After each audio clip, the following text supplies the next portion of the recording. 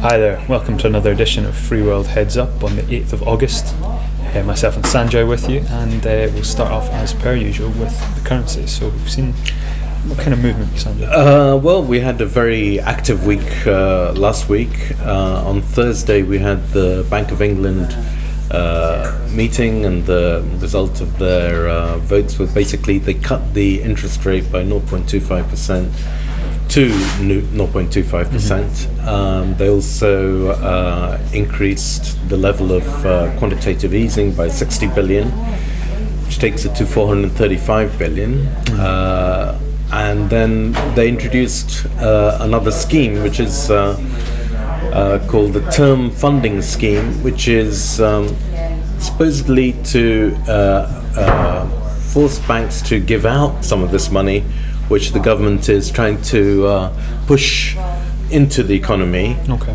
The problem the banks have is that as the interest rates drop, people start taking their money out of the bank. Of course, yeah, they're not getting anything back on their account, so why keep it there? Yeah, so that leaves the banks borrowing more, but mainly just to fill a gap. Right. So what we want to do is actually get the money into the economy, getting people to invest in productivity, in other words, to make factories, or for the consumers just to go out and spend. Yeah. Because the fear, of course, is that we'll come to some sort of the GDP will go down because in times of uncertainty, people don't want to change houses, jobs, or people just fundamentally spend less. You won't buy that new television. Yeah, they'll freeze, and in fact, your dad's a car dealer, and right. I can remember this conversation with you just after Brexit. Mm-hmm. It just stopped dead. Exactly. Any significant purchase becomes less likely. So this is an aim to the reduction of the interest rate is to try and stimulate the economy, and the term funding scheme is to try and get the banks to put this money out rather than just absorb it into their capitalization. Mm-hmm. At the same time as the interest rate decision and these further sort of stimulations, the inflation report came out, and that shows that the expectation of the level of British growth is sharply redefined downwards because of the Brexit thing. Yeah. So we're looking at somewhere around about 0.5%. That's what they're expecting for the next year. Right. So all a bit gloomy there. Mm-hmm. I personally feel it's a bit debatable what reducing the interest rate 0.25%. I don't think that that helps, because I think the main problem is uncertainty, and yes, this just and increases uncertainty. Of course, we're so near the bottom as well in terms of interest rates that is 0.25%. Really it doesn't make any difference, and if you have somebody who's trying to borrow money and suddenly, because it's 0.25% cheaper, does that really influence their decision? Yeah, probably not. No. So there you go. And then, so we had this weakness, but I mean, the thing is that the pound didn't drop through the floor. We lost a couple of cents, but we didn't go down below 130. Mm-hmm. A lot of this, of course, was written in, and that's the market. The market is a perfect market. Every possible decision is the probability of it and how likely it's to happen is already in the price today. Mm-hmm. So it really requires something very unexpected to push it. The other side of the coin, of course, is the American economy, which was looking very firm. We were thinking of that they might increase the interest rates there again. That prospect has returned to the background. Something like a 30% chance for another interest rate increase from America in the next Fed meeting. What we did have on Friday, and this is usually a big turner, and that's the non-farm payroll, which is a measure of how many people, the increase in the level of essentially office jobs, I guess, anything not on a farm. Sure. That was estimated at 180, and it actually came in at 255, a very strong figure.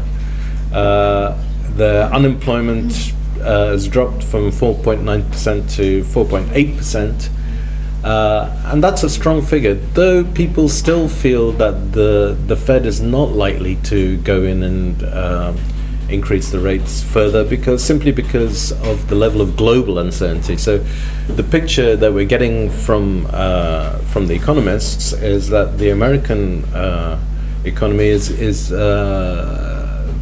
pretty healthy. Of course, there's some clouds of uncertainty coming there with their presidential election. Yes. That's in November. But the basic economic indicators to do with employment, basically, are really quite strong.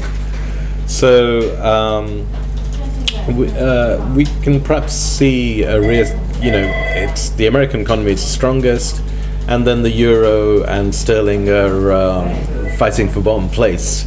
So let's see where it goes there. I'm a little bit heartened by the fact that it didn't fall off the table altogether, even in this double whammy situation. And on Monday, we sort of picked up a little bit. The pound's up to 130.70. The euro is showing a little bit of weakness. Actually, it's 1.1090. If you remember, the start of last week it was 1.12. And the cross GBP euro is 1.1795, which is hopefully picking itself up off the bottom. So there we are. Have you noticed any changes in demand? Yeah, we were discussing this earlier. I think post-Brexit, the first couple of weeks, I think there was such a shock to the system that I think a lot of demand kind of petered out. I think though in the last couple of weeks of July, when we maybe saw the improvement to 134 again on the currency, a lot of buyers came back into the market. Yeah, there was signs of interest. Yeah, but after this, it's all gone quiet again. Yeah, I think I think it's all to do with the currency rate. I think once you get back up to 134, you start seeing people come back to the market. It's almost kind of don't want to say damage limitation, but trying to make the most of a bad situation. Yeah, exactly. Yeah. Unfortunately, nearly all the pundits say 134 might be seen as a very good interest rate over the next 3 months, 4 months, maybe to the end of the calendar year. Well, we don't know what's going to happen, but it doesn't look like sterling's going to steam away. So demand, well, one of the things that certainly the traders, the importers do in times of great uncertainty is you don't want to take too much liability in terms of stock, unsold stock. At the same time, we notice holes appearing in the stock situation, quite big holes, particularly in things like cashew. So what we've done, we've produced like a bulk buyers list. You may already be on this list, in which case you'll be seeing offers for our unsold stock, which is arriving into the UK. Yeah. If you aren't seeing that, then please ring us up and put us on it. It's really a container buyers list, and we hope to basically distribute more efficiently through what is normally, like by the time we get into September, this will be September, October, November, usually our biggest sales. So let's see what happens this year. But it's going to might be difficult on spot. So either use our system of booking in dollars, paying in sterling, or you may need to put down some minimal stock purchases, because most of the traders will be running it very thin. There may not be much surplus stock. Exactly. So that's kind of it, really. By the way, Adam, I noticed you're 5 years in Freeworld trading. Yeah, 5 years. Yeah, that's it. I hope that's not the waste of a life. But I've enjoyed it. I've had a good time. yeah. So congratulations on that. Thank you. And bye-bye. See you later. Okay.